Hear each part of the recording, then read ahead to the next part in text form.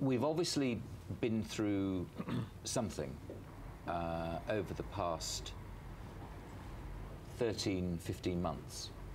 And the clue is really, or the question is, to work out what we actually have been through, because something very fundamental has changed about the way in which we think about our society, the way in which we think about our own prosperity, the way in which we think about our system of capitalism, and the way in which we feel about our relationship with those who invest for us, if that's what we want them to do. Or maybe not, maybe we don't want them to do that. So, question really is, where are we now? I can tell you from a financial journalist point of view that what went on last year and the sort of fall of 2007 was extremely frightening for people like me and him as financial journalists. From my point of view, and I won't speak for Paul, I was trying to find out what on earth was going on. I mean, it was so difficult to find out where we were going, what was happening, what would be the result of all the credit crunch to start with, and then the fundamental destruction of the main financial drivers, which happened to be the financial industry at the time, on Wall Street, and then also here. I had, at one stage, as Sky is, you appreciate it's sort of live television most of the time, and there was that announcement. Now again, this sounds technical and boring, but the announcement was about the recapitalisation of the British banks. It was intensely important. It happened in January, and I was standing in front of a camera at quarter to 8 in the morning, trying to decipher what the Treasury was sending to us on the newswires. And I made a mistake about that. I made a mistake to the tune of, I think it was about £5 billion. Now, given the Chancellor's records, that's, you know, like pennies, isn't it, really? But I did. And as soon as I came off air, the Treasury rang me up and they said, you made a mistake. And I said, oh, okay, we're never wrong for long. Tell me what it was. And sure, a little paragraph had slipped by without me really knowing what it was. So I said, okay, that's absolutely fine. What I was trying to get to was, though, and here, this is a really technical and boring question, which I won't bore you with, but I said, I said to them, what's the Tier 1 capital ratio of these banks supposed to be? Now you are pretending to give them this money if they want to take it. That's a technical question. In other words, banks have to take a certain amount of capital to cushion their debts, basically. And the bloke said, I'm sorry, I don't know. I've only just got the information.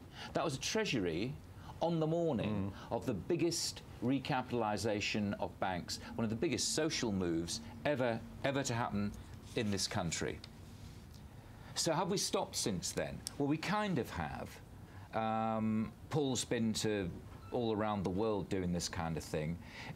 Unfortunately, I tend to be linked to this place a little bit more than abroad. But for both of us, it's been an incredible journey. Every corner been trying to find out exactly what's going on. I'm just wondering whether it's stopped or not. Now, Paul's book, Meltdown, The End of the Age of Greed, and it is available for £5 at a discount after this, I'm telling you, is an attempt to define, really, what's happened and where we are now. Now, as you know, he's Newsnight's economic editor, and his book takes us really from the origins of the credit crunch through the territory involved, literally the territory involved there, which is absolutely fascinating reading. The collapse of something which your kids will learn about in their history books. You don't care about it. It's a bank called Lehman's. But it actually went. It wasn't supported by the US government, and it disintegrated within. Well, he's going to tell you how quickly it disintegrated. That is one of the most fundamental things that has happened. That will decide how much money, if you have pensions, you actually leave to your kids. That's how fundamental it was. That was a real crack in the system. He'll take you through in the book the cabals of Wall Street, this group of people who actually have controlled, for better or worse, same in this country, the motions the directions, the investment decisions, the value, in fact, the whole regulation of what actually happened on Wall Street. I keep going back to Wall Street. It's so incredibly important. We have been to what happened there but a sideshow until right now. But these are important people. Those names will resonate through your kids' history books in the same way that King Harold did, probably. I mean it. It will be that significant. He in the book takes you through banking regulation. He'll take you through some strange people called Kondratiev and Minsky. You probably know about those people, don't you? You all know about the Kondratiev curve, don't you? It's a bit like Berbatov. He didn't play that well, but then again, it takes a long time for him to actually get through it. You're not Manchester United fans, that's okay. Now, and through Ponzi as well. But one of the more important things, as well as the history of all that, is where we are actually now. We went through a period of what Paul describes in his book as neoliberalism, which he will describe to you. Now, where are we now? What are banks actually going to be? Are banks going to be utilities at the end of the day? Are they going to be regulated? Are they going to be nationalised? I mean, completely nationalised, rather than they are now. But if you want to take risk, and you only make anything if you take risk, you don't make money out of a utility apart from boring dividends, where is that risk going to come from? Who's going to regulate that risk? Do you want that risk regulated? In other words, if you want some kind of nice pension fund, which is earning money for you when you get old and stop working, do you want it to be on the norm of where we are now, or do you want it to be slightly better than everybody else's? I'd leave you to answer that question. But this is the sort of territory. And then we will talk about, too, the big things of the change of the economic landscape. It used to be us, it used to be G7. I thought it was a chord and a guitar until I became a financial journalist. That's an in-music joke, okay, fine. All right, so G7, now it's G20. Now G20 takes in a group of people whom we have rather taken advantage of. Politicians will tell you in this country and in the United States that through their good offices, they kept inflation down, GDP within trend growth, as they explain. In other words, a nice time from the late 90s through to probably a couple of years ago. Nothing to do with them whatsoever, as Paul says in his book. Nothing to do with that whatsoever. All to do with importing cheap goods from those countries like China, like India, that kept inflation down, thus interest rates down, thus kept your mortgages down, thus kept your kids at school if you send them to private school, thus allowed the government to send your kids to state schools and not involve enormous amounts of interest rate payments. And what a glorious time that was. How lovely that seems now from the trough of despond that we now find ourselves in. Paul, you called it, you know, a meltdown. Where are we right now? Sorry about the difficult one to start with, then we'll get to the easy ones. Where are we right? Because you obviously wanted to write your book, yep, you know, over the past, whatever, a couple of months or so. You published it in last month. Yeah, I mean, I've speed written it. Yeah. And one of the things I decided to do was that we must be in a finite event. Now, I might be wrong. I think the book tells the story of the financial meltdown. As you all know, we are now in a real-world economic meltdown that is, in fact, has taken over as the main story. 40% fall in exports in the world. Japan's trade down 40%. Now, where we're in now is the real recession. And we can talk a bit about that. But the book describes the financial meltdown, which I think basically starts with Lehman on the 15th of September, and I draw a close to it around about the middle of November last year, simply for the fact of two events taking place then, which are minor events, but I was witness to them, one of which was the G20 summit in Washington, which was a non-event, and the other of which was Hank Paulson withdrawing the original bank bailout plan, and then saying on US television, America has humiliated itself as a nation. So for those who don't know, just forgive me, but Hank Paulson was the US Treasury Secretary. So look, the book describes this event that took place, but the event has sort of happened, and now the detonation is rocking the world. Just for those again who don't remember that, and just take us through why Lehman's was important. Okay. You happened to be there, didn't you? I was, yeah. Lehman, or Lehman as the Americans call it rightly, but the British city always called it Lehman. Okay, Lehman is an investment bank. There are 5 big investment banks. They're not really banks, they're called non-banks. Why? Because they do 2 things. They buy and sell shares and make money out of buying and selling shares, and they invest on people's behalf who've put their money in the bank, broker-dealer. Okay, these 5 are the Wall Street names: Lehman, Bear Stearns, Goldman Sachs, etc., Merrill, Morgan. And they go back 150 years and beyond. And as another author, Philip Auger, has said, they are leviathans that stand at the crossroads of capitalism, implicitly adding like a highwayman, okay? Because they make money out of everything that has happened, all the globalization, all the financialization. For a year, up until last September, their world had already been in severe crisis, because August 2007 begins what we called then the credit crunch. Lending in between banks froze over. It didn't stop completely. It severely retarded. Should we roll back the page and just explain why why that actually happened? Because this is quite important too. We'll do it backwards if you want. All right. Yeah. Sure. Okay. So let's just hold that thought for a minute, because let me just talk about Lehman. Okay. For a year, this world of investment banking had been freezing over because essentially nobody trusted anybody else about what they had all lent each other. The book describes, in a kind of backplot kind of way, that process of building up these collateralized debt obligations, structured finance, where basically loans are bundled together, ripped up. It's a bit, in the book I describe it like the magician's trick. Yeah. You come up, you take the watch, you put it in the bag, you take a big hammer, you smash it like this. You get a member of the audience, then you bring it back to life. And a member of the audience comes up and says, wow, you know, that's real magic. You know, watches it there in front of you. That was the process of securitization, the smashing and the bringing back whole. Now, as it turned out, the watch was really smashed. That was the problem. And the member of the audience they brought up was a patsy. What a surprise that was. That member of the audience in this metaphor is the Standard & Poor's, Moody's and Fitch, who just basically are supposed to rate these things and say, yes, it's legit, and they just didn't.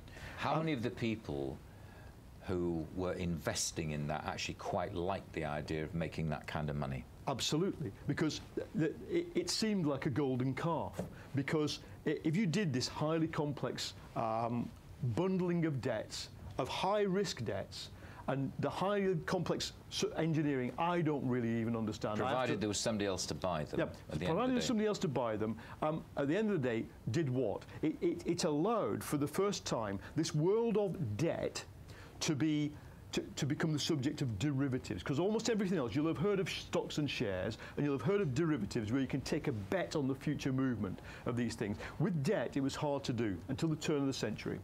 So various technical innovations allowed it. The demand for it among these investment banks was for why? Because their old model from which they'd make money had collapsed. They spurred on the dot-com boom. They made a lot of money out of the dot-com boom. They also made a lot of money out of things like mergers and acquisitions, merging AOL with Time Warner, at the time, the biggest merger that had ever taken place. They cream off, or as it says in Bonfire of the Vanities, Tom Wolfe's novel, they take a golden crumb from every cake that's cut.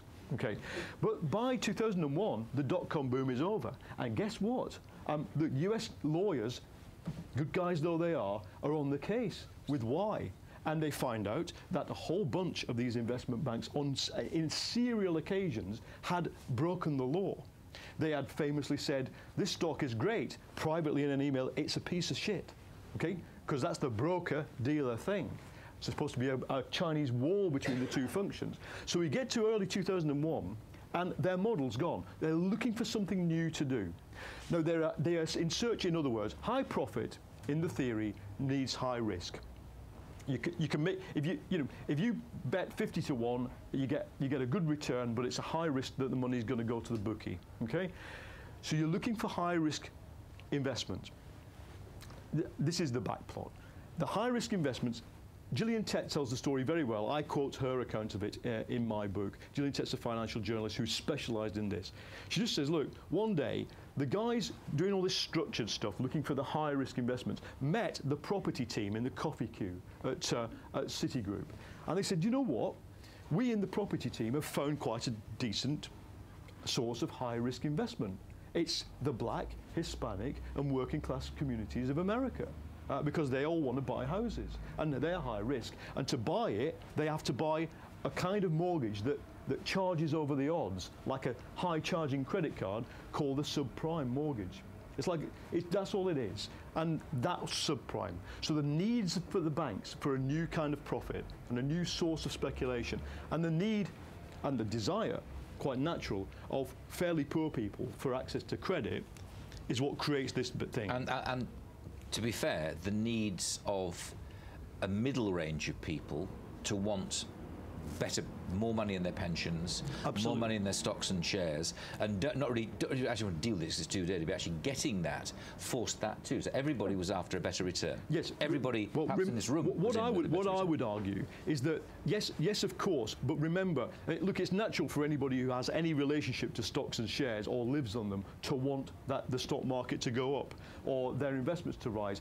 What had happened, it's a whole other part of the story which we'll come to. What had happened, of course, in the intervening period was that a whole majority of us got pushed into reliance on what we call the financialization of human life, so that suddenly, yes, your pension, your future depends on the stock market. Not only that, lots of other stuff does. You know, housing, education, health, particularly in America, is all effectively privatized. It's all effectively financialized. You go to college, you take a loan out.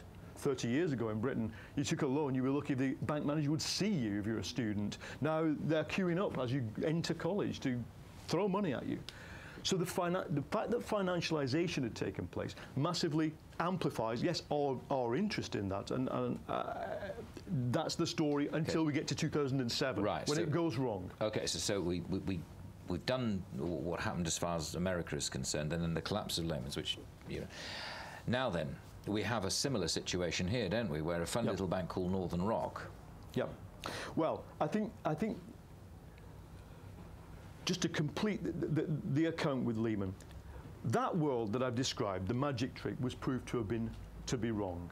In August 2007, the BlackBerries of every rich person in the world go off on the beach, and they head up to the four-wheel drive waiting in the car park, back to the office, because lending stops. For a year, banks, central banks, governments struggle with the conventional mechanisms to put this right. So Ben Bernanke, to give him his due, he's read the history of the 1930s. He knows that stupidity on the behalf of the Federal Reserve caused a lot of problems in handling that, what happened in 29.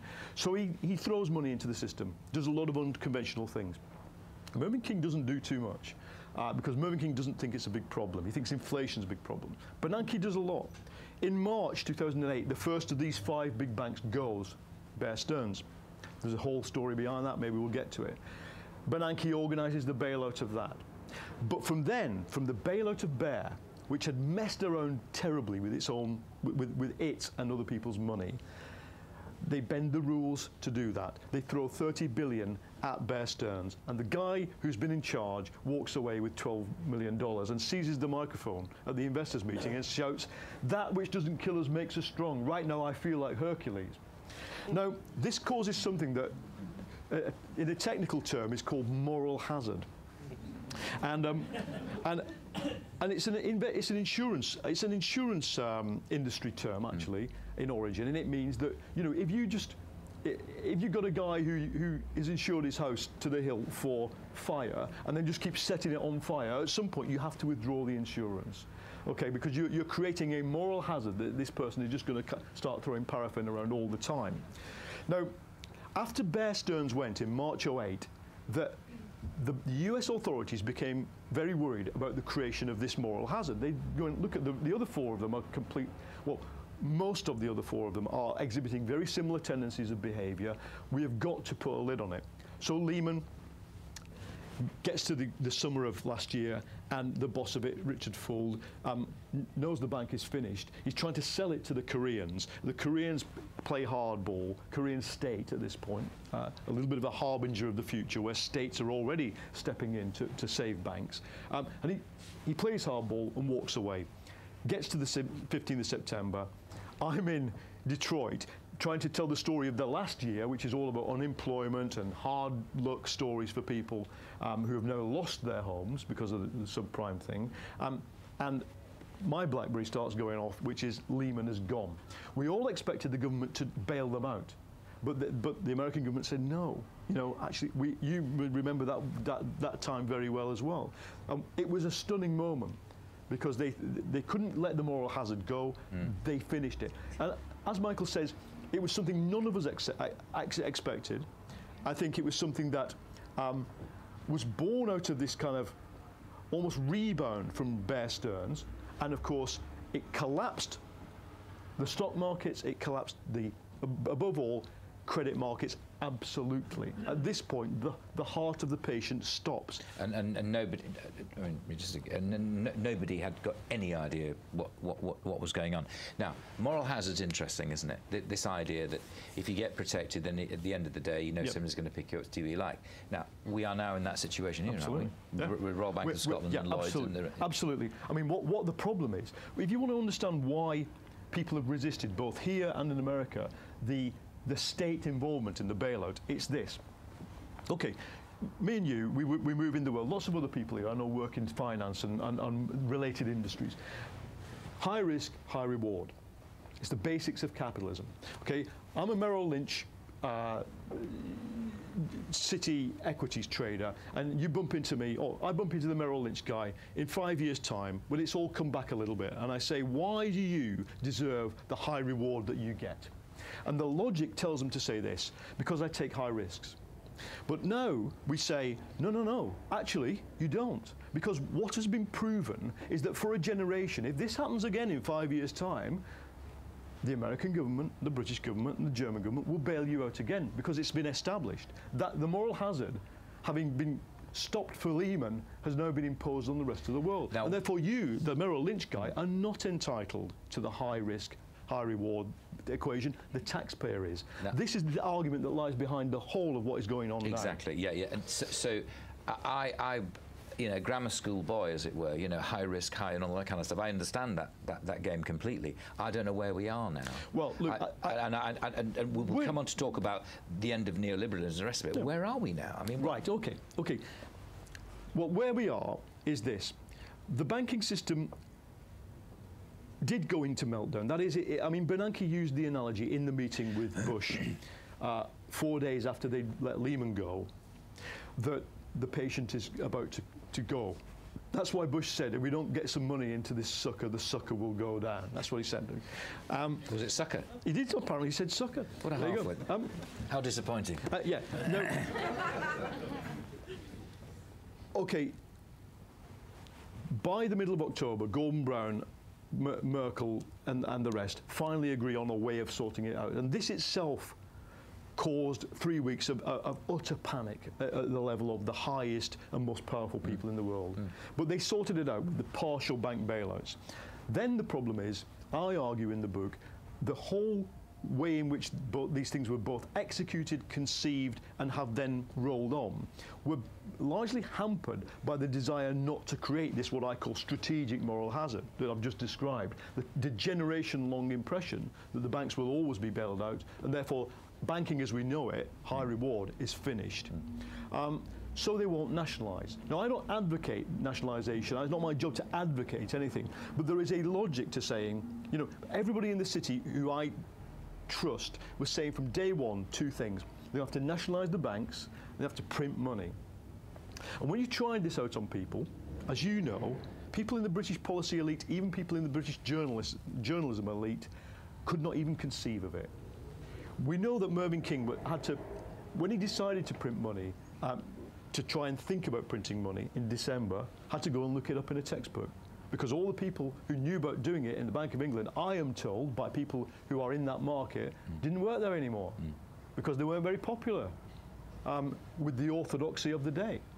Now, the financial situation has been stabilized. I think, personally, the most important thing that they have done is the printing of money. It is the thing that worked in the 1930s to put a floor under the stock market and over the downward fall in the Depression. However, in the meantime, as the IMF has pointed out only this week, we lost $2 trillion because of, all a crisis doesn't destroy value. It only reveals what value has been destroyed by bad investment decisions. So the last 6 months has been $2 trillion destroyed because of bad investment decisions in the subprime boom. What we're now getting is the other $2 trillion that is to be destroyed by the impact of 500,000 people in a month in America being laid off as the detonation of Lehman goes through the economy. Now, we both sat through the budget yesterday, as you all did. We had to talk about it. You could just listen to it. And we have those extraordinary figures, which you've all read about. And the IFS has come out with the Institute for Fiscal Studies come out today and said that by 2030, now, does anybody know what they're going to be doing in 2013? Because I certainly don't. I may not be live in 2013. Apparently, what's the figure? So you're going to do it tonight? Is it two grand? It's £2,400 per family worse off per annum by 2013. Now, that may be a lot, maybe a little, but we are now facing the most unbelievable amount of debt. Not quite as bad as the total of the Napoleonic War, the First World War and the Second World War. Slightly more than that, but not quite. We can do this if we all pull together, ladies and gentlemen, but it's going to, I mean, this is very serious stuff. People haven't really realised yet. They have in America, where information, I think, flows faster. I don't think people have realised that when all these bailouts happened, the impression kind of was given that, well, the government just bails out people, and that's good because it means instead of the ATMs closing down, which was what would happen if they hadn't bailed them out, your your money would have been locked in the bank, like it is for Ukrainian people right now. So good, we bail them out, and people go, phew, that's good. And it kind of occurs to them, well, where does the money come from to bail it out?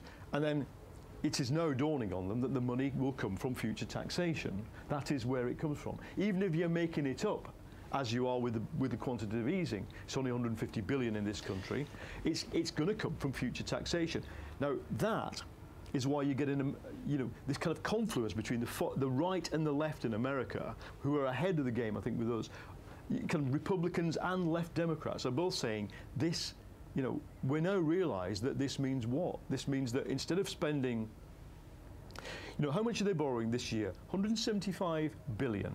The way I put it is like this. When you borrow a lot suddenly because you're completely screwed financially, there's two things you can say to yourself. One is, well, I messed up, but I'll use it to, do something good. I'll get a degree and I'll put myself on the right track and I'll put all my debts together and we'll pay them off, and in the end, things will be better. Or the other way of doing it is, or thinking about it, is I've messed up and I'm going to spend the rest of my life throwing money down the drain for nothing. And I think the mood change in Britain since yesterday is very much towards the latter. I think I was reminded yesterday, if I may just say, that the budget to me was like the subprime crisis in the United States. The budget yesterday is the thin end of a big wedge, and that's exactly how subprime mortgages were sold, weren't they? In other words, you can just pay, 1% for a year, and the rest later on, and that's exactly what's going to happen. Let me just say, we should take some questions because I know we're going to finish around about 8 o'clock. I know you've got to get back and everything. We've got a bit of more time. I think it's 8:15. Oh well, okay, that's cool. If you're cool, I'm cool.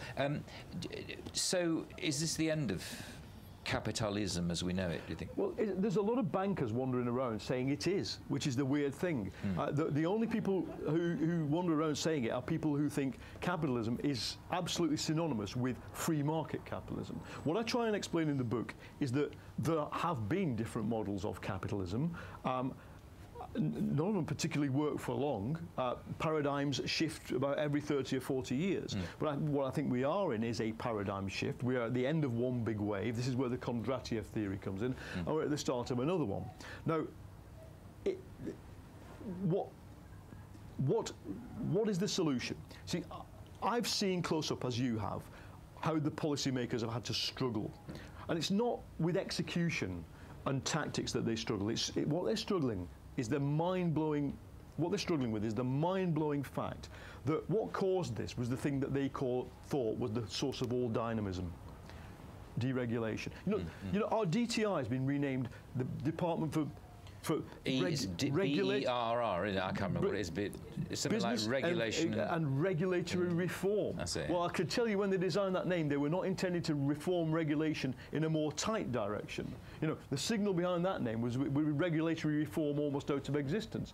The former regulator at the FSA used to go around saying, I am a deregulator. So they now realise that's what caused it. Now, I have great sympathy with them because they are struggling. You can see a difference. Okay, could Gordon Brown have stood up on the eve of September 15th and said, the Washington consensus is over? What that means, by the way, is this 10 bullet point plan made up by a guy called John Williamson in the 90s to describe what neoliberalism is, privatise everything, etc. Brown stands up and says, basically, the programme of neoliberalism is over. Of course he couldn't have done. I don't think he could have done 3 months after the crisis. It's just dawned on them now that more radical solutions are needed. But of course, nobody knows what it is. I haven't met anybody. I was at the G20 covering it, but I know a lot of people who are at the G20 trying to throw stones through the window. But actually, if you ask many of them, they have not a systemic or holistic idea about what comes after. What I argue comes after, I mean, you just have to observe the way things are going. I think is coming a more statized, because of the tax burden, incredibly stagnant, incredibly low growth thing that it's coming, which is going to be exacerbated by the fact that all these bank nationalizations and national solutions and bailouts are done by nation states who have fiscal bases, they have tax bases to do it with.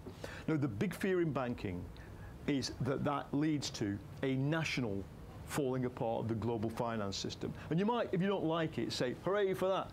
But the problem is that it mobilizes capital in a very efficient way. Yeah. So you're back to national capitalism. And if you remember the 60s, you're back to sterilised milk, you know, one kind of everything. And 35 quid to take with you on holiday to Spain, if I remember correctly. 50 quid, I think it was. 50 quid was the limit. You know. Yeah. No, there's a lot of people on the left reveling in this objective movement. And in a way, good on them, but you have to be aware that Keynesianism, or the Keynesian compromise that ran most government policy in the 60s and 70s also ended in a pretty big disaster called the 1973 oil shock, the crisis. So I'm not in the business of reveling at the moment. I'm in the business of trying to work out what the big tasks are for people to try and think their way through the solution. I think it should be taken as a given that we have a highly statized banking system. I think it's going to be a utility system where profits are low and everything goes in a kind of, you know, fairly low profit but service way. But if you've got a stagnant economy, because actually, you know, some of my old left-wing mates are here, you know that the big problem with Stalinism or highly statized economies is no democracy. You know, what you need, if you've got a heavily statized economy, the first thing to inject any kind of life into it is diversity, horizontalism, networks, and democracy. So I'm almost kind of on a different, I find myself, I'll finish on this. George Orwell once said, I think in his diaries, he said, I feel like I can predict what's going to happen better than any member of the cabinet. And I think a lot of journalists feel this way because I feel the whole political establishment taking a long time to catch up with this because it's a challenge to them. But if they don't catch up with it, then, you know, I don't think, I'm not in the business at the moment of kind of wishing for the failure of it all so that something better comes along, because if they don't sort it out, well, you know, I've met people this week in formerly vibrant Midwest American towns where the entire town is unemployed. We haven't had the worst of it yet. They are getting it really big time. Can I take some questions? Ooh, yes, okay. Should we take the gentleman there and then there and then there? just pass it back. And I have to say, feel free to make points, I think, isn't it? I mean, Yeah, sure, absolutely. Yeah. Well, I'd rather just ask two really quite hopefully brief points.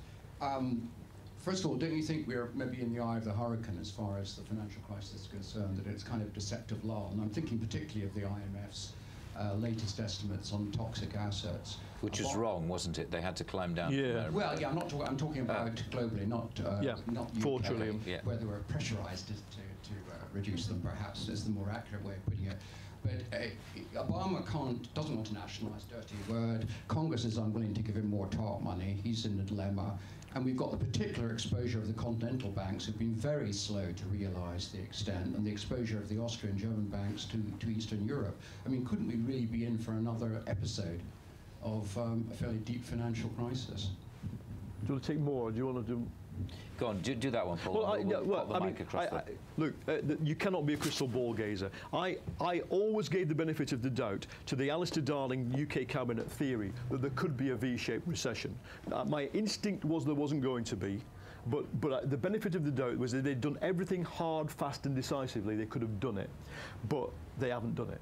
And therefore, I think that the projection is multi-phased world crisis. All these green shoots are green shoots. I don't say they're not green shoots. You know, you can, if you have a garden, if you ever trod on a green shoot, see what happens to it. Yeah, that's this thing. And the European banks policy.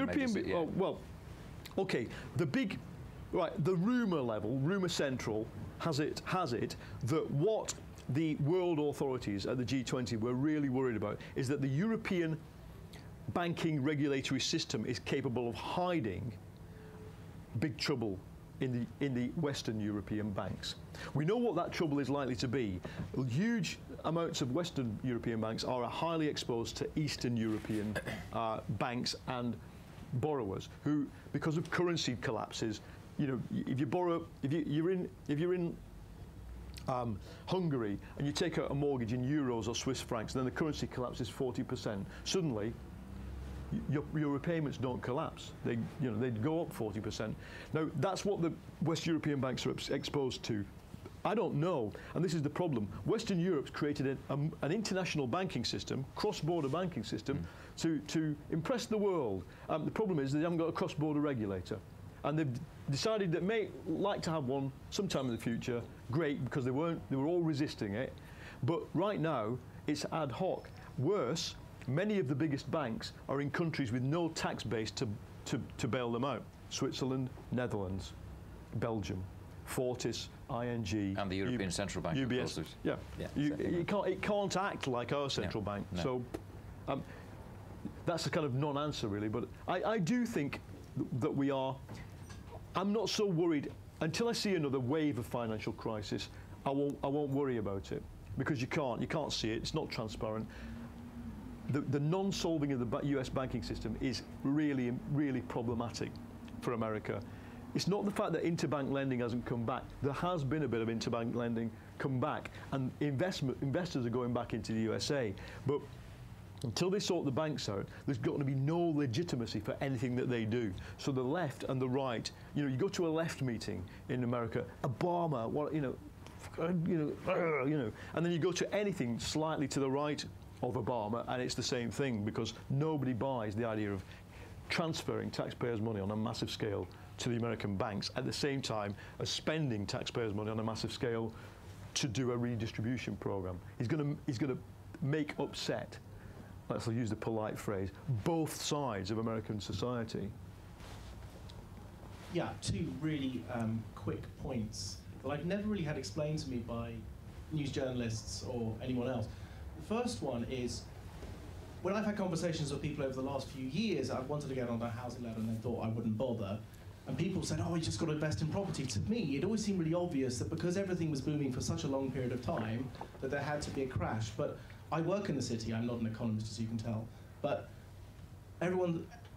why did the clever people in the city not see this coming? That's the bit I don't really get. Some did. I think they did. Yeah. I think they did. The cleverest ones saw it coming. Andrew Lard, who doesn't work in the city, he was a hedge fund manager from he might be, I hope he's not here, but I'll tell you about him. Young hedge fund manager from the USA. He leaves just after the Lehman crash, writes a letter to the FT, basically says to the industry, fuck you, I have made 580% return on investment by betting that the subprime bubble was going to crash. And thank you to all you Harvard Business School trained economists who took the other side of those bets. Thank you very much. He says the low-hanging fruit. God bless America, thanks to the university system. So there were people, on a bigger scale, it's well known that Goldman Sachs' entire team got out of subprime at the right time. That's why Goldman's making profit, everybody else didn't. But you're presumably not just talking about subprime, are you talking about just the property market in general? The fact that most of it's cyclical, that people weren't really, everyone seems a little bit dumbfounded. Yep. It's so bad. But we've had growth, and really good growth, for so long. And sorry, my second question, I'll come back to it. Well, look, one thing I'd like to challenge is that whether we've had good growth or decent growth, the world has had spectacularly good growth over the last 7 years in terms of world GDP. Actually, developed country GDP right now is lower than the average during the economic boom post-war, during the Keynesian era. We shouldn't accept that this delivered a plenty. But what fueled the growth? I do, as well as the book, I do a talk to various business groups where I've got a kind of PowerPoint presentation. The most stunning thing is the graph of US GDP, which kind of goes like this. I'll do it like so. You read it left to right, like this, all the way through the 50s and 60s. 8 recessions, some of them quite deep, and then it just goes like that. The patient gets better. Why? Because if you put the debt graph over it, it goes from 100% of GDP to 300%. The medicine was debt. Now the problem is. And now what was by the way, on what was the patient's stable state? It was at lower growth than the average growth during this volatile state. But fine, you accept that. But that's over because that debt has gone. Right. Or rather, the source of it, I would say about 40% of the source of that cheap, easy debt has gone. But I think what you're saying is wasn't it so obvious? Yeah. For a layperson, it seems look, bubbles have laws, but the law of bubbles is obvious to anybody who's a manager in a company. When there's a bubble, okay, suppose there's a bubble, or they call these investors the thundering herd. That's Merrill Lynch's nickname, because its symbol is a bull. But why? Okay, you're in the middle of a bubble, and the rate of return on these structured finance vehicles is on average 2% per annum higher than an ordinary boring housing market bond. I might not be using the right terminology, let's stick to it. If you don't go into that business, your boss sacks you. It's the same as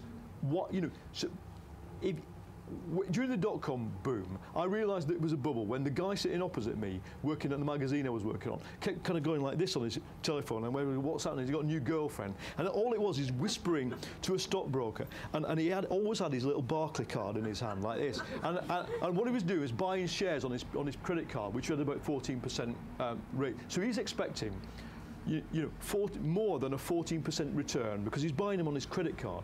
And I thought, that is a bubble. But then, I went on and thought, shit, I should be doing that because, that's what a bubble does. That's what a bubble does. It's bubble behaviour. Don't blame market participants during a bubble because what you want to do, as now we've all agreed after the G20, is macro-prudential regulation to stop bubbles. You suggest that in the period 2001, 2007, you'd be chucked out of any regulatory building, by the bouncers because it was not allowed. Can I just ask what would have happened if governments had done absolutely nothing and let the market correct itself? The riot police would have been deployed in Hampstead. Okay. Yeah. Gentleman over there. Are there any there? I thought it was quite posh, Hampstead. That's what I mean. That's what I mean. I have a very simple question, which is where has the money gone? Because you buy debt, someone has the money for that debt, it gets recirculated in the economy. It is somewhere. It's not in the ether. So where is the money? We've got it. The hair extensions of young women who live in Detroit, and the nail bars and trainers and cars that have been bought, sold, beaten up and burned. Because all this, the money was lent. If you think about it, money was lent profitably. So if I'm a bond or subprime dealer in the city, or somebody who does this as a living, when I'm looking at loans going bad, what that is somebody who can't pay their credit card loan back or can't pay their mortgage. They put the key in the door, they get in their car, drive to another city and torch it on the way out. That's where the money's gone. Now, some of it has also gone into the hands of those who were clever enough to use speculative financial vehicles to play that market well. Some of it has also gone into the pockets of bankers. Now, I don't get overwhelmingly het up by the bonus issue. I think we have to look at it as a functional issue rather than a moralistic issue. But the functional issue is this: if you are rewarded short term, if you run something that makes 20% a year until year 7 when it collapses and loses all its money, and you have in every one of those 6 years taken a fairly decent short-term bonus, that is not functional to society. That's what needs to be put right. But if you look at the scale of bonuses, I can't summon the figures, but maybe somebody in the audience will. But the bonuses of the top bosses in the Wall Street banks were so large that they actually took, I think in one case, about half of the profits. So, they were not like, say you're working for a company, you get a grand bonus at the end of the day. Even if you tot it all up, even the BBC's 90 million bonus pot or whatever it is, compared to 3 billion per annum, is not half the profits or whatever. But theirs were. It's dysfunctional. So that's my list of where it's gone, and it's probably also gone into the hands of people who are criminals, some of whom have now been indicted. You raise... Doesn't this money return back to the economy at some stage? Not necessarily. Yeah. Because, what is that? That's a pound coin, isn't it? What's it worth? Nothing. It's a piece of nickel and bronze. It happens to have a pound printed on it because there's confidence in the fact that at some stage you might... Don't kid yourself, you get the Bank of England, you're not going to get gold for that, are you? You touched on a very important point, that all currency is virtual. And at the end of the day, it's all about confidence in the end, isn't it? You can go to your bank and withdraw your money either with a paper check or your plastic card and get what you think is cash, but the stuff is worth this. That's the important thing, isn't it? We just don't really know the answer to that question. With all due respect, we can have a stab at it, but it fueled growth. But the point is that the growth has gone because it's not a proportion of it is now not possible to generate. Who else have we got? That gentleman there, and then that gentleman there. Yep. Thank you. When I came, I was expecting you to say something about greed. Yeah. Well, oh yes, let's do that. We'll do that one definitely. I haven't used that word yet. No. But just as a point, somehow I keep thinking about Woody Allen and his film about My Family and Welcome to It, where he talks about the fact that lots of the Zionists went into the field of making money in goldsmiths and Goldbergs and Steinbergs and so forth, and Silverbergs and so forth. And they have a reputation for believing that somehow, I believe, according to Woody Allen, that if you make a lot of money, you go to their nirvana, which is, be it as it may. It seems to me that you talked about printing money, and I think of inflation, and I think of what happened in Germany between the First and the Second World War, when suddenly money was worthless, and suddenly you had to have a wheelbarrow full of money to go buy a loaf of bread. That could happen if we print the money that you're talking about. Yeah, I will say, look, what surprised me so far is there hasn't been a lot of anti-Semitism about the banking industry. I think that's good, because it is incontrovertibly true that for several periods in the history of US investment banking, German Jewish immigrants were very dominant. Not every Jewish immigrant, but for particular sociological reasons. There's even PhDs done about this. But I basically think, anti-Semitism is shit, and therefore I don't think that any introduction of this topic into the conversation is a bit counterproductive and weird.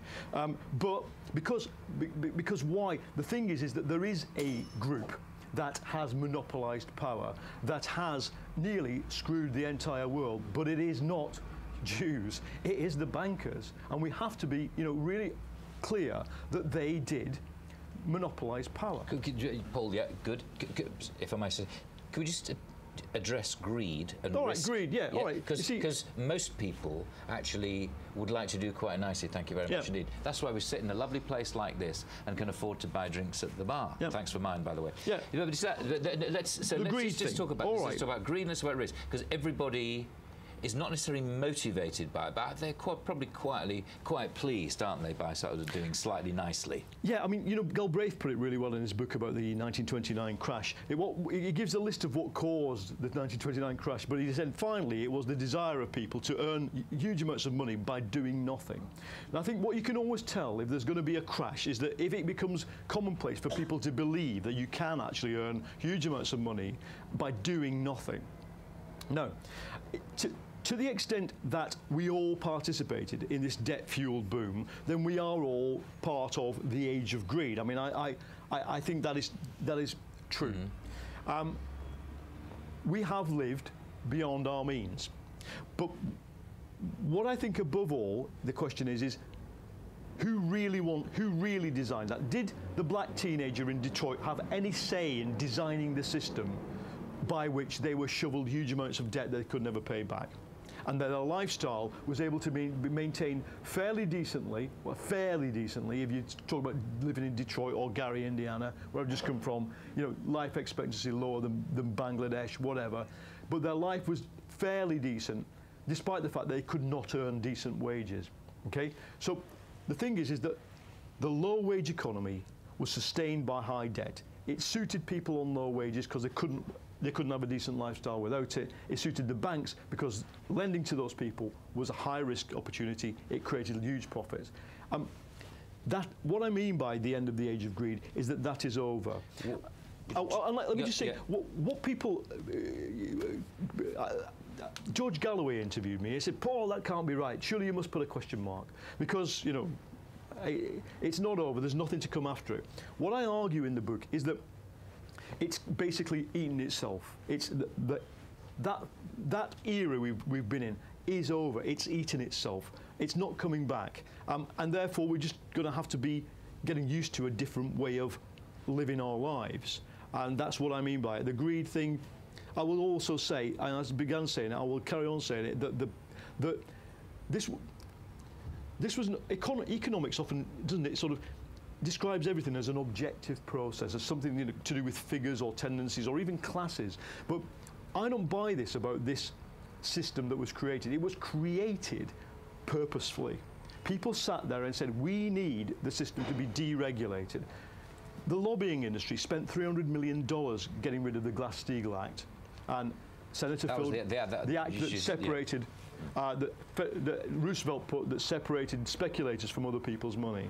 In banks. In banks. One bank could not do, but yeah. Yeah, that's right. So the banks spent $300 million lobbying to get rid of the thing. Then they get rid of it, and lo and behold, they become more powerful and more volatile and more dangerous society. I argue that this system has been put into place by innovative, clever, bold, in some cases inspirational people who wanted society to look in a particular way. And it's quite easy to argue, having put it together in 10 years and it collapses, you can dismantle it. It's not like it's not like this sort of end of the British Empire that's going to take forever. I just don't think it will take as long as, the end of the British Empire took. It could take quite a short amount of time. There's a lot of other people. I'm sorry, I'm rabbiting. Yes, not at all. There's a gentleman there, I think, that's right. And then a gentleman over there. Okay. Thanks very much.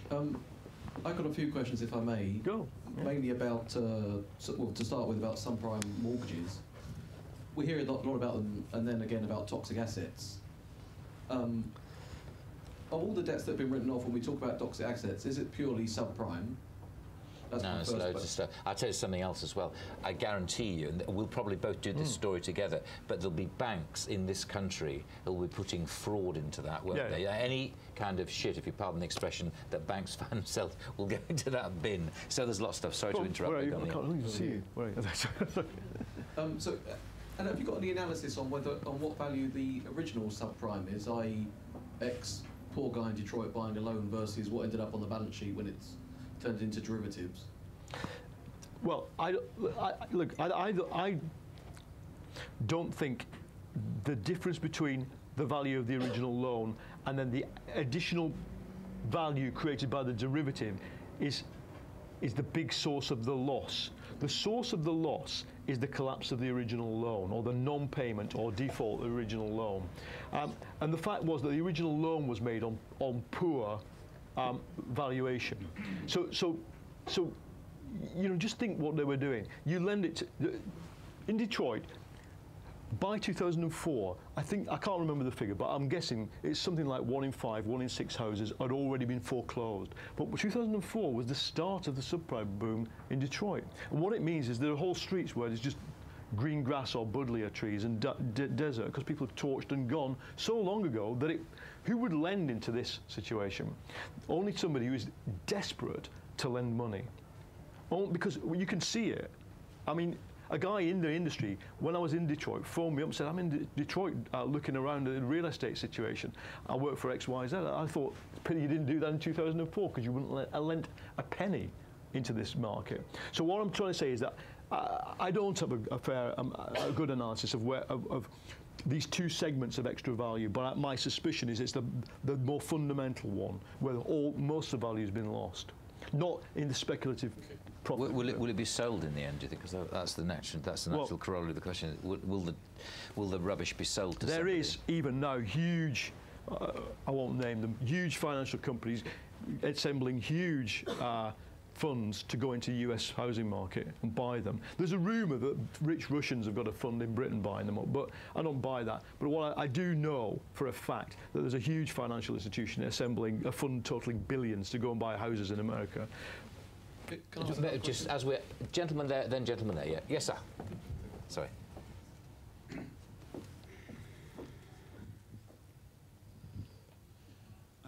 Paul, we know both the Tory party and Number 10 are spending a lot of effort at the moment thinking through what the next phase of capitalism might look like. There's someone calling it the fairer form of capitalism. If you were the advisor to Brown, the Mick Butler or the Matt Hancock to George Osborne, the kind of advisor to that team, what would your route map look like? Perhaps not in the next 2 to 3 months, but a little bit further out in terms of trying to map out what that vision of new capitalism might look like. It's a question that in some senses is off limits to me as a public service journalist. I'm not in the business of suggesting policy. But what I will say, and I'll say this to more than just Nick McPherson et al. Or Osborne, I'll say it to anybody who's involved in any form of social action, an NGO or whatever. We're at a point now where you cannot cling to the ideology that you want. Everybody's got to look at their own ideas and their suppositions and say, well, what has been guiding me? Let's imagine what things would be like if it was radically different. And I also think it's got to be the Imagineering, this is what the Orange PLC calls this kind of process, has to be at the holistic level. You have to imagine the whole solution, not, I often say to sort of anarchists or people who are on the streets campaigning anti-capitalism, you cannot reform the banking system bank by bank. The state's got to do it. The left has come to hate the state, but the state has a role. Of course, we know that the conservative right doesn't like the state either, but the state's going to be at the centre of it. But what you do has to be almost with the grain of history. What I've tried to do in the book is try to identify what the grain of history is, because we know, all right, you can have a triumph of the will attitude towards politics, a Nietzschean attitude that anything is possible. Actually, that was the idea behind a lot of these banking guys. They loved that Ayn Rand, Nietzsche type stuff of anything is possible. I don't believe that. What was possible is when you're not fighting history. History has moved the banks out of the world of high risk and into the world of utilities. A lot of them get it. A lot of the stuff I've written in the book is based on conversation with bankers, not with Trotskyists, okay? They get it, that it's becoming statized. One guy said to me, I don't care whether it's owned by the state or not, if the rate of return is 5–6%. I don't want to be in that business. I'll go and find something else to do. I'm clever. I think I'm good enough to earn this. I'll leave that to the guy who runs Tesco. Now we know that part of the problem with HBOS was left to a guy who had run ASDA. So even the utility banking thing isn't necessarily going to be working. So my advice simply would be to have a debate, and what my book's designed to do is to stimulate that debate. I stand on that side of the argument that says we are moving to a kind of heavily regulated, quite state-owned capitalism, and what are the variables? Is it going to be national or international? Should we strive to try and keep it international? Should the regulation be? There's all sorts of things like, the Europeans are trying their damnedest to avoid legislating at a European level on the new regulator. You could do it tomorrow. You stick it into a treaty. Why? Because it's all a remnant of the past. It's all a remnant of the way things were. And my one thing I would say to all of them is that, of course, this intersects completely with the subject that I don't mention, except for there's 2 lines in the book, which is climate change. But haven't we, if we are going to move to a more heavily regulated, state-directed form of capitalism in which money from the taxpayer is spent on things that the market didn't think was necessary, what better thing would there be to spend it on than putting right climate change? That's what I mean. It's almost such a no-brainer. I don't even go into that in the book. Okay. Most governments get that already. I'll take 2 more, if I may. Gentleman there, and then gentleman at the back, I think you were first. Only because I've got to do my stuff as well. Course, yeah, all right, sorry about that. Yeah, and we haven't even got round to the Kondratiev wave yet, have we? But I'm sure that's exactly what you're going to raise, isn't it? Yeah. I was just hoping you could talk a bit more about the relationship between the financial crisis and the economic crisis that we're now facing now. Because, I suppose rather than accepting that we've lived beyond our means in an age of greed and we now need to tighten our belts and kind of face austerity, one of the other arguments you could make is that we actually need to now invest in more productive areas of the economy and generate more value, rather than just suggesting there's a finite amount of capital that needs to be kind of circulated. So, I mean, obviously one of the trends that we've seen over the last 20 years as well is the wholesale migration of manufacturing industries over to the emerging economies.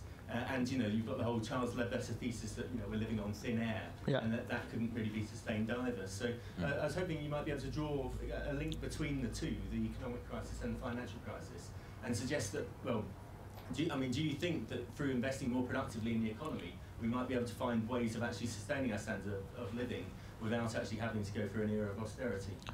Well, I mean, whatever you say, it's all about, if you talk about the world being governed by imbalances, and my thinking on this is purely influenced by people like Martin Wolf and the Bank of France economists who've consistently written about the global imbalances, which is what you're talking about partly.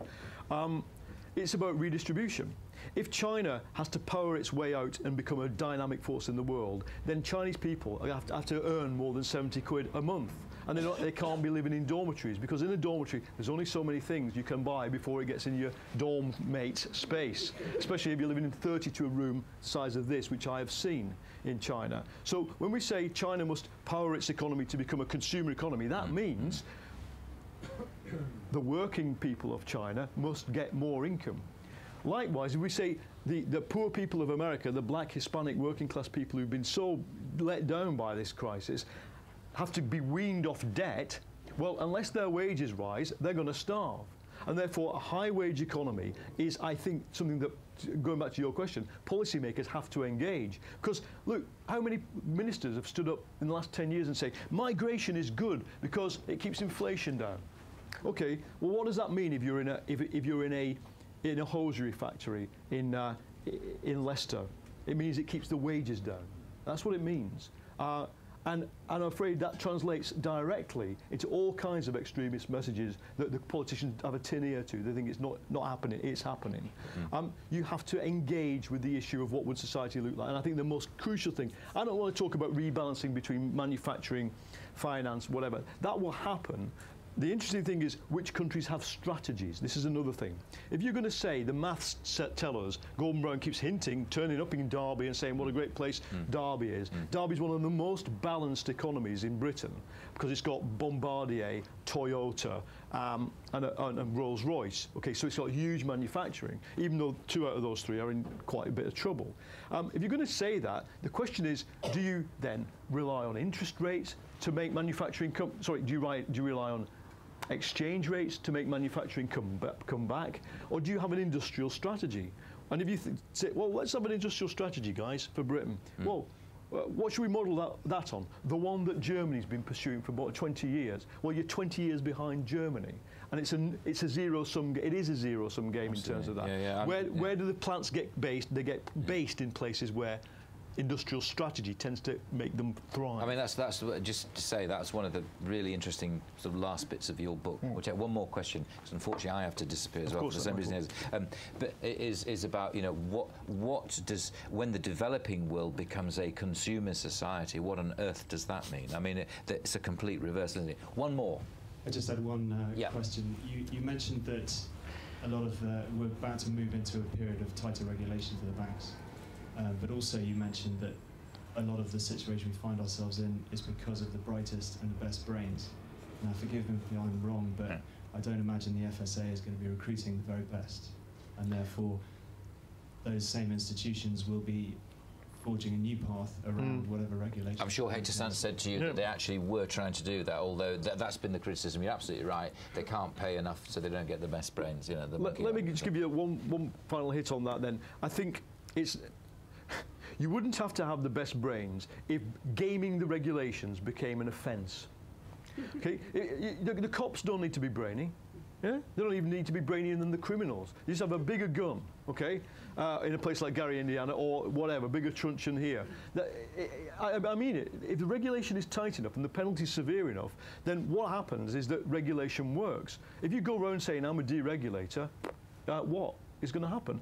Now, the other thing is that you have to regulate. If you want self-regulation, you have to regulate so that people can have power. You know, as some of you probably know, I've covered very closely the way HBOS was run and regulated, and one of my reports led to the resignation of Sir James Crosby as deputy regulator, because of course as it turned out, when he resigned, Sir James, it turned out the FSA admitted his bank that he was running, HBOS, had been under close and constant supervision over mistreating its customers or failing to treat customers fairly between 2002 2006. He leaves in 2006 and becomes the deputy regulator. Okay, you can have an opinion about that. You might actually accept that it's a good idea, but you ought to know it. That's the problem. Who knew? So my answer on that is I don't just mean bank regulation. I mean the re-regulation of the world is going to happen. And whether you like it or not, I think the challenge for people is to make it socially just and dynamic, and the two are linked. Because the Chinese guy and the Indian peasant isn't going to get flush toilet and electricity without both. You know, the social justice thing is important, and what do we mean by that? You know, a decent life for people. But, you know, what was it Lenin used to say, Soviets plus electrification, Soviets is electrification or whatever, but there is an element of, you do need the electricity, you need the growth, and what is not convincing anybody is where the growth is going to come from if capitalism simply becomes a heavily state-owned, state-directed, and essentially national series of economic entities. And for the left, I think, is a very, very important challenge, is to try and come up with a convincing story about that. Likewise, for the conservative right, I mean, if you go to America, it's just a denial process. And I don't mean just an absolute denial. It's a process of, I wish it wasn't this way. Everybody will say to you, I wish you'd just let the banks fucking fail, let them fail. And you go, well, okay, take your money out and put it in cash, because you won't get it out once they fail. That's what a bank failure is. And the weird thing is, a lot of them have. You know, that's why they're buying guns. The kind of tiny minority of Americans who kind of get it, that they built that the end result of their ideas would be to go to a highly individual, non-cash-based, gun-protected society. Weird, though it may be, it's not illogical if you have the position. And likewise, look, I just think, what I've tried to do here is to stimulate a debate and try and, obviously as well, tell the story. We've told a bit of the story is there. But my idea here is one stab at it. I think in 6 months' time, I'll probably write a different book, not along different lines, but things will become clearer. Having been very critical of people like the British government for their slowness, what's surprising me now is the quickness at the intellectual level to grasp some of how much has to change. But I'm afraid for them, it's after yesterday, which is a whole different story. Their prospects for being able to have any leverage over society and the economy are time limited now. It's £5 now, this book, I've been told to tell us. I've told you again. And I will hang around for a bit. I'm going on news now, but I will hang around for quite a bit, actually. I'll be around, so don't panic. Talk to me. Thank you very much. Whatever. I mean, I have to say, I thought it was really enjoyable. Ladies and gentlemen, Paul Mason, thanks so much. Thank you.